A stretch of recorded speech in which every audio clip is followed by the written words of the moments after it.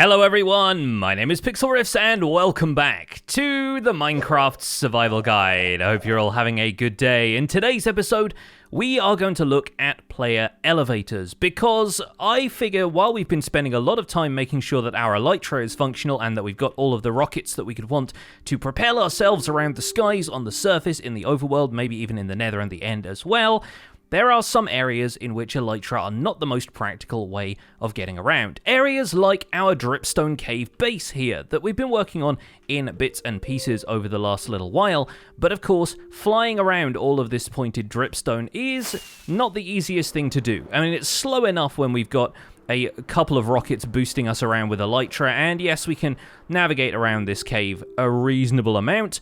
But I think in terms of the practicality of living here more permanently and the idea of this being a fictional mining settlement where people are going to be going around mining out this entire thing, not everybody in this world is going to have a set of wings that they use to gracefully glide around the cavern. So we're going to look at some other player elevator designs today, along with potentially making a larger construction over here that's going to look like a more aesthetic situation, like a crane elevator that's going to be able to carry cargo up to this central area where it can be loaded onto some sort of transport. I'm not sure what that looks like yet, but this is just the fiction of the world that I'm creating in my head as we work on this base. And so I figured this could be a good introduction to certain types of player elevators that we can use for other applications elsewhere in the world. You're not always going to have Elytra and fireworks to hand, you're not even going to want to use Elytra and fireworks some of the time, and especially when transitioning from an underground space to an overground space, it isn't always the most sensible option. I'm carrying in my hand one of the things that can be a remedy to that, scaffolding. Scaffolding is nice and easy to just throw down in the world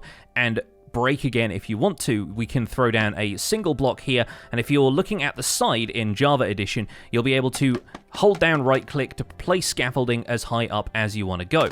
This makes an easy one block solution to vertical transport both up and down, which is something that some of our solutions today won't actually do both, or they will do both by two different methods. But honestly, moving with scaffolding is nice, but it's a little slow. You find yourself climbing up through the scaffolding at a fairly slow rate. The same goes for things like ladders. Ladders also come with the caveat that you have to attach them to the side of blocks, so you also need a bunch of solid blocks that you can attach ladders to, or do you? It doesn't necessarily have to be solid blocks, it just has to be something with one solid surface, meaning that we can do some pretty neat stuff with ladders today as well. I keep looking at this spot down here, past the shelf of this aquifer, but over there by the cavern wall and going up to that second level, and I'm thinking that needs some sort of elevator over there to make sure that somebody could get up and down from that area to the cavern floor where people are going to be busying around carrying crates and boxes and that kind of thing, and maybe up here is where they're pursuing a vein of this copper that they're mining in the cave. So first of all, since I've noticed a couple of creepers walking around here and there are zombies falling out of the rafters, I'm going to light things up a little bit, and then from a safe spot on the floor down here, using my Elytra to glide down a little more carefully,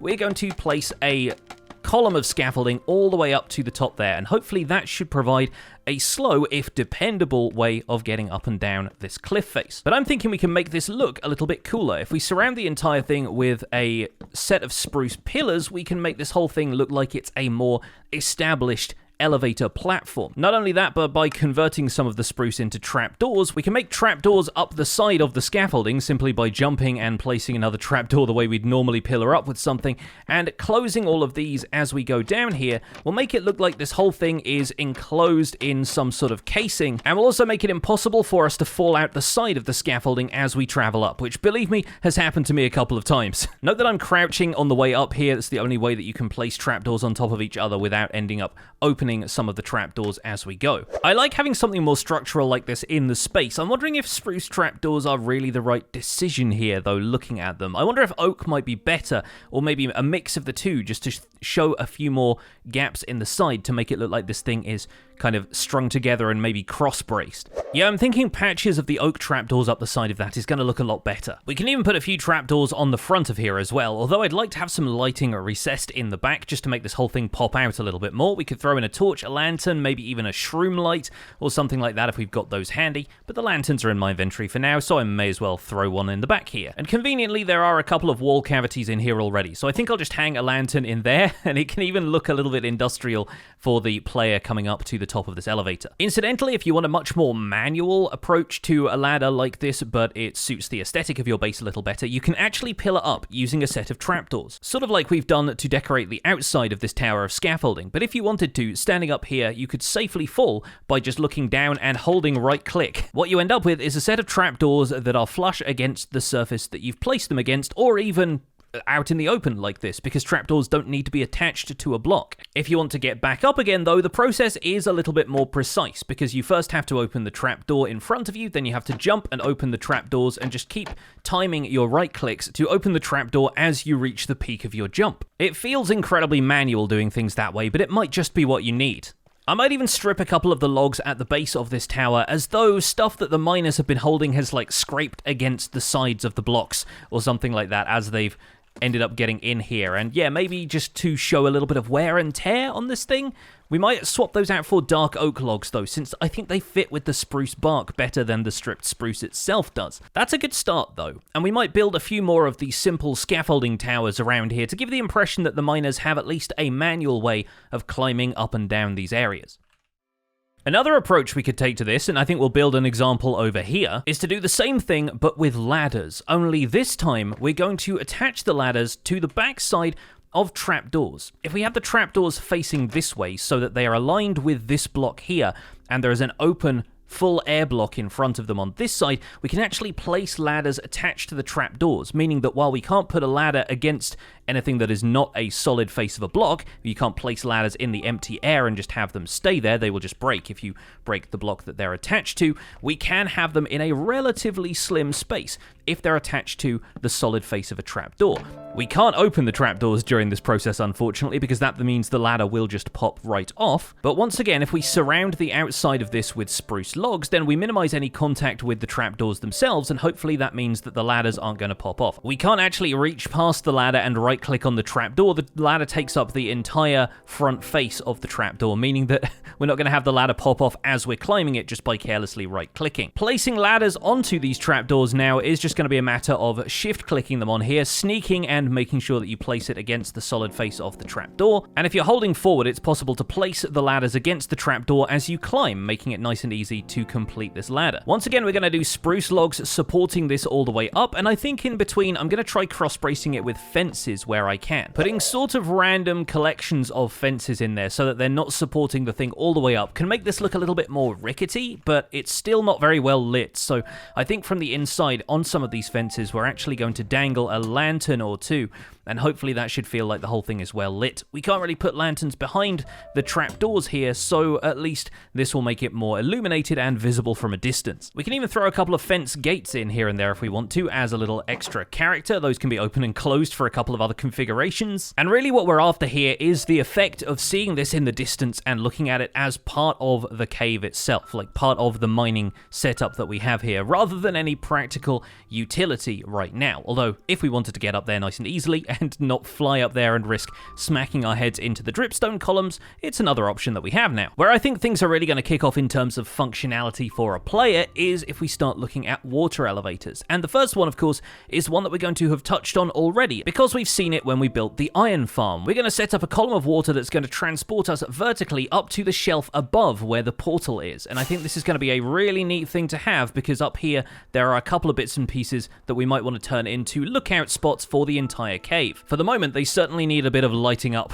But yeah, the view from up here is even cooler than the view from our geode portal, so I think we should probably make some kind of water elevator up here, and I think it makes sense to do that between our geode portal and our dripstone farm over here, because that means we can just step through in between these two structures and head up to the next level of the cave. And I think we're going to make this out of copper blocks. The reason being I want more uses for copper, because I have quite a lot of it, and also because over at that mine they are digging copper out of the ground, and using copper in the surrounding environment, while obviously feels a little bit counterintuitive if they've just dug up all of this stuff and then they're using it immediately, but I think it kind of implies that the miners are getting hold of this stuff because it can be used for more advanced constructions. And so a water elevator seems like a slightly more advanced thing than the ladders, the rickety kind of wooden constructions they've been using elsewhere. Perhaps what we're building an elevator up to could even be some sort of foreman's office. It could be like where the overseer of the entire mining project lives. I kind of like that as an idea. So we're going to dig that into the rock a little way here. I'll get rid of all of this coal ore here first, just to make sure that that's out of the way. It feels a little far back here, but I think we can probably build something a little bit more interesting on this ledge. So yeah, I like this. I think this is a decent location for it. And the cut copper looks a little bit samey, but when it starts to oxidize, I do think that's going to start to fill in some of the detail that I really want out of this thing. Now we need to dip back through to the nether real quick to get ourselves a bit of soul sand, which is luckily not too far from our portal, although I need to make sure I don't attract the attention of any ghasts on my way back. And now we'll put the soul sand in the bottom here. We need to have something to block the water we're going to be placing in here. So I think in keeping with the copper theme, we're going to have a pair of acacia fence gates, and we'll need a couple more sticks for that, I think. We could swap these out with warped wood fence gates a little later if it works for the aesthetic a little better, but those are going to be blocking in the water sources that we're going to place in here. And of course, water sources on top of a soul sand block is going to create a bubble elevator. Although instead of placing every single water source in here manually using a bucket, we're going to go all the way to the top of this thing with a single bucket of water. And once we place water at the very top of this, it's going to have flowing water all the way down, which if we take a trip out to the nearest ocean biome, we can turn into full water sources by growing kelp up the center. This does, of course, rely on me to find where the nearest ocean biome is, the location of which currently escapes me. There's a lot of big rivers around here. There we go, here's an ocean biome. Let's just grab a bunch of kelp plants from under the surface. We can grow these ourselves if we want to, but I think just grabbing a handful will be enough for now. And then returning to our water elevator, we simply grow the kelp plant all the way up the column, break it all again on the way back down, and the whole thing converts into a bubble column that will propel us up to the surface. And now, like the foreman of this project, we can oversee the entire mine from here, which is pretty cool. We'll have to build something up here at some stage. As for getting down right now, our main option is to fall into the water, like so. And we are going to continue in that same vein, because what goes up must come down, and one way we could do that is using magma blocks, which there is conveniently one of here in this cave, because magma sometimes generates inside of aquifers and spaces that you can swim into inside of these flooded caves. If you want to avoid taking damage from the magma blocks, make sure you hold crouch when you're stepping on them. But as we'll see, if we place a magma block at the bottom of this lake here, the magma block creates the inverse of the soul sand bubble column, pulling anything that is above it down. You might have noticed this if you've ever run into a flooded nether portal in an ocean or something like that. If you swim into one of these, even if you're holding jump, you just end up being pulled down by the swirl of bubbles being pulled down towards the magma block. So that's certainly an option for the other side of our water elevator, which I've just now noticed is leaking out the front of it because I didn't put anything on that third block. Here we go with an acacia trapdoor. Yes, there we go. All right, that's containing that a little better. But if we wanted to, for example, swap the soul sand block here for a magma block, we have the inverse water elevator. We have one that's just going to drag us straight downwards. But I don't tend to like building these with the magma block, and here's why. First of all, you take damage if you land on a magma block if you're not wearing frostwalker boots, which you shouldn't be if you're stepping into a water elevator, because you'll just freeze all of the water sources. And I guess you can avoid it if you hold crouch, but that doesn't feel especially fast. Also, while the soul sand bubble column will propel you upwards at a pretty decent speed, the magma block bubble column pulls you down at a reasonable speed, but not the fastest you can travel downwards vertically. For that, we have to turn to gravity. Since it is possible to fall into a single water source and survive, one of the things we can do is create a drop with a completely empty drop shaft except for a single water source at the bottom, or even a waterlogged slab or some other sort of waterlogged block that's going to allow us to fall into a single pixel's worth of water and break our fall. At that point, I think the only way of descending vertically faster is to nosedive the ground with Elytra, which I don't think we're going to be doing here in this cave, but I think this column of dripstone actually feels like a pretty decent place to disguise an entrance to a water drop shaft. So we're going to take out the block here and probably put in something we can waterlog, like a slab. And obviously that dips us down into this half block space, but then we can just walk out onto the platform here and continue on our journey. Speaking of journeys, the Wandering Trader has dropped by, so we're just going to see what he's got. Oh, blue ice, and he's selling me dripstone in a dripstone cave, which is pretty much par for the course with the Wandering trader. I'm going to take the coordinates of this block here. We're at negative 1026, 1130. Okay, that looks like about here, behind this patch of pointed dripstone. So I'm going to dig straight down. We should hopefully end up in the center of that dripstone column and not fall on anything that's going to kill us. Nope, instead we fall harmlessly into that water source. Perfect. So now we have a way up and a way down. To get to the foreman's platform, all we need to do is come up our water column. We can do our business up here with the foreman. We'll probably open out this space a little bit more so that this area of rock here isn't in the way, but if we want to get back down, all we need to do is find the drop shaft over here, drop in, and bam, we're right here at the platform again. That was a lot faster to fall than it was to come down through a magma block bubble column. And it seems like the Wandering Trader is currently trying to drag his llamas up through it, so I think we got a couple of leads to collect here. We can add a couple of blocks of our own in here as well. I'm going to add maybe a couple of copper blocks mixed into the dripstone here to kind of imply that this has been patched up as a more formal way of getting down from that top level, but I like the fact that it's a little bit more discreet and uses one of the features of the cave to our advantage. For our final look at vertical player transport today, we're going to have to go a little further afield though, so I'm going to make sure my Elytra is on and I'm going to head out in search of a swamp to see if we can find some slime. Okay, welcome to the swamp biome. This is quite far away, actually. I had to go looking for coordinates of one that I'd found before, and I found this one about 3,000 blocks away from spawn. The first thing you should know is that slimes do not spawn on a new moon, so unfortunately we've come here at the worst possible time to find slimes. They will spawn on the surface in swamps most nights, but unfortunately when there is a new moon, that means no slimes will spawn here whatsoever. So I'm going to try and track down the materials that I need to make a bed. I see some sheep over here in the neighboring savanna biome because we're going to have to skip the night and wait for a night on which the moon is at least a crescent in order to get any slime spawns whatsoever. So with night having fallen, let's step out of the little hidey hole I made myself on this tree and let's probably spawn cycle this swamp. We're going to fly away for about 128 blocks, make sure all of the other mobs in the area have despawned, and we're probably spawning lots of stuff in the caves below this ocean right now, and then we're going to fly back towards the swamp, where hopefully we should start to see some swamp mobs spawning. Specifically, we are looking for slimes, and we won't find a great deal of them on this night because it's only the first phase of the moon, it's only the crescent moon, but here and there we might see a couple of large slimes spawning on the surface. Here's one, although this looks like a medium-sized slime, it's still going to break down into a couple of baby slimes, all of which will give us slime balls if we kill them, and having looting now means we get even more drops than we did before. So we're looking for enough slime balls to make a few slime blocks. We might have to wait another night here in order to get enough, but it looks like we'll at least have, yeah, we got 7 from that one. We'll be able to spawn a couple more slimes before the night ends. It's a neat trick you can perform with your Elytra if you want mobs to spawn in a specific biome, to fly straight up, as straight as you can until the mobs on the ground basically disappear, except for the passive mobs, and then as you come down, drift down a little bit more slowly, and you'll notice that the mobs will spawn on the surface here before they spawn anywhere else. We're sort of manipulating the game's spawning in the same way that standing up in the sky to spawn mobs at our hostile mob farm does. Unfortunately, this stretch of beach nearby seems to have attracted the majority of the spawns, so it looks like we're going to be waiting a couple more nights if we want to get a decent encounter with a lot of slime. The next night is the half moon, and sure enough, we have a couple of slimes spawning down here in the swamp. Right now they're behind these trees, and I have to pick my way through the skeletons and stuff in order to find them, but there's one right here.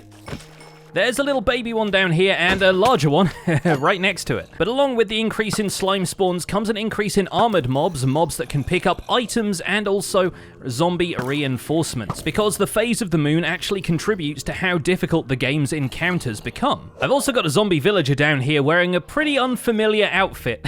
This is a swamp villager, and if we cured him, we'd get a villager wearing this purple coat with a big leaf on his head, and I think in future we are going to start a village in a swamp just to take a look at the villagers all wearing those outfits. But for now, I'm happy with just a couple more slimes spawning. We've got a large one over here, which means it's going to break down into even more small slimes, which are the ones that actually drop the slime balls we need. So I'm just going to take care of this one, and then we'll probably head back to the cave base to work on our final player elevator. Okay, I might have found a slightly larger swamp biome on my way back to my base, so I think we're going to stick around here for a minute or two, especially since just killing that one large slime has netted us about twice as much slime as we had before. So to build this, we're going to need a couple of pieces of redstone. Thankfully, we have a bit of that, and some non-pushable blocks, the cheapest to make of which are probably furnaces. Then we're going to turn the slime balls into slime blocks. We'll only need 4 of those, and we could build this with more. It's just that 4 is a convenient number. We're going to come over here, and we're going to build a kind of slime bounce pad that's going to take us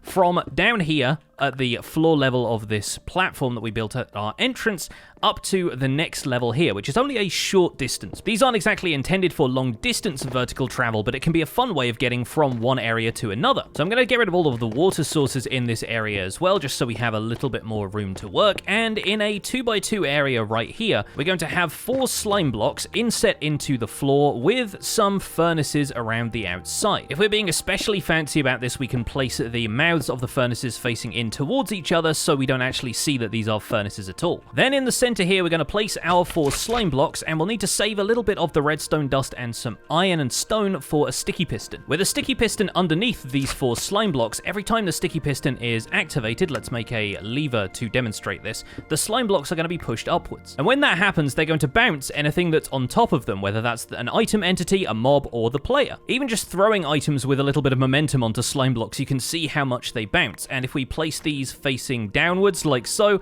they should all form into a stack in the center. Once we pull the lever, they actually get bounced up pretty high. What I want to do is place a couple of stone slabs leading up to this so it has a natural step up. And then we're going to use these stone for a couple of pressure plates. We might actually put 2 pressure plates in here, one there and one there. So items falling onto these won't activate it, but mobs or players will. This will send a redstone signal into the 2 furnaces here, and with a redstone repeater attached to that, we can activate the sticky piston on a very short delay, allowing us to run onto the platform and be bounced up onto the next level. We'll put the repeater under here with 4 ticks of delay, which is the longest time we can give it, really. And now as we run up onto this platform, after a brief moment, it catapults us up to the next level. We can also jump down onto the slime block from that platform, since the slime blocks will actually break your fall from more or less any height, although they will bounce you a certain fraction of the height that you fell. So if you're dropping from the height of the world, you're going to be bounced up about 100 blocks or so. But naturally, this means we can install a few of these around the place, and we can make them look as high-tech or as low-tech as we want to, but they're going to be interesting ways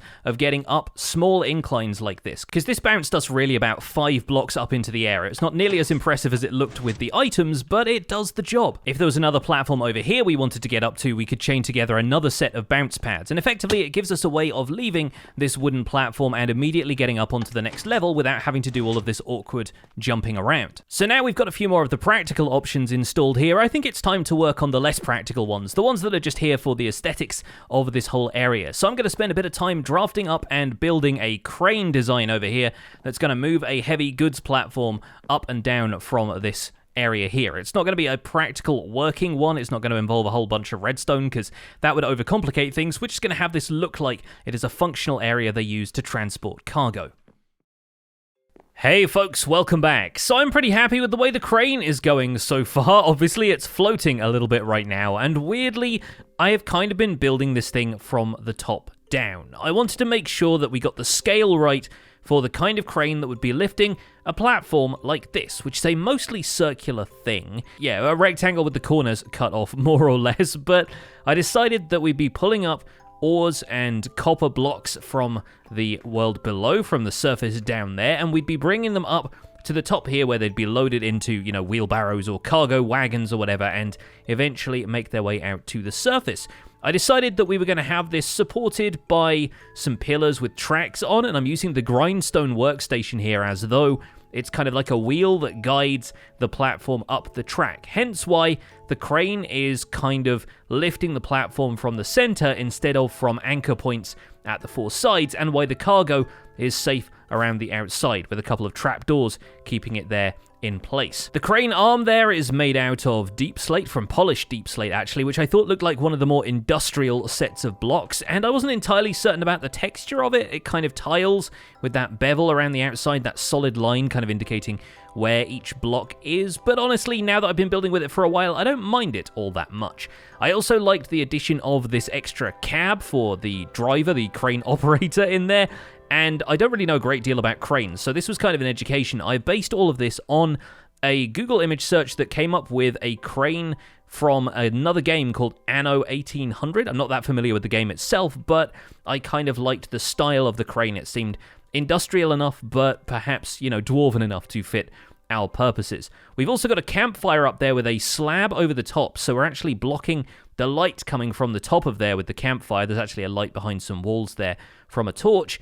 And I put a blast furnace up in there as well. And I think one of the cool things we could do, if we wanted to add a bit more life into this as a contraption, is set up some kind of system, maybe concealed within that warped wood structure there, which randomly decided to feed an item into that blast furnace, so that every so often, maybe on some kind of long timer, the blast furnace turned on, and then we could eliminate all light sources from this thing entirely, but give the blast furnace a burst of light every so often again, and make it look like this machine was actually running. But as you can see, the rest of this is constructed out of a bit of warped wood back there, just for a touch of color, and I've added warped buttons around there as well, mostly polished deep slate and spruce wood, plus some barrels. Barrels are really good medieval filler items. If you've got the kind of medieval fantasy-inspired vibe, throwing some barrels in there, they look like mechanism components. We've got some up there as well, as though cables are kind of wrapped around with the metal straps around the outside of a barrel. They're just a really good, nicely detailed block that works perfectly in situations like this.